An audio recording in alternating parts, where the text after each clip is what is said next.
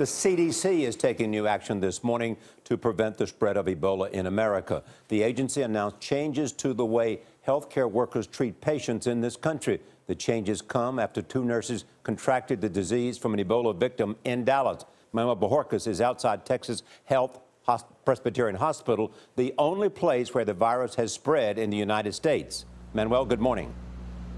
Good morning. The CDC still does not know exactly how the nurses here became infected. What the agency does know is the old guidelines did not protect them from the virus. CDC Director Thomas Frieden says the new guidelines represent a consensus by healthcare workers who have treated Ebola patients in the U.S. without being infected. The new recommendations focus on 3 main points.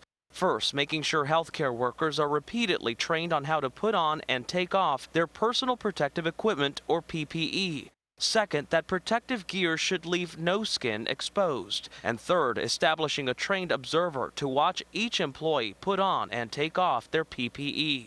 2 Texas Health Presbyterian nurses who contracted Ebola while caring for Thomas Eric Duncan remain hospitalized. On Monday, their co-workers held a news conference defending the hospital. We're proud of the work we do, and we're proud of our nursing staff.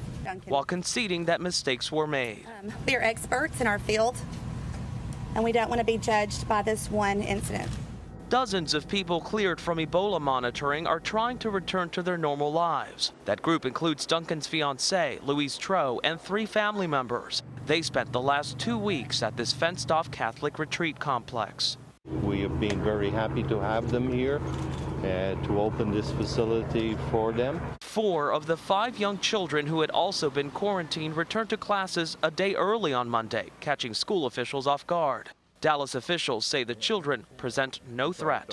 There's 0 risk that any of those people who have been marked off the list have Ebola.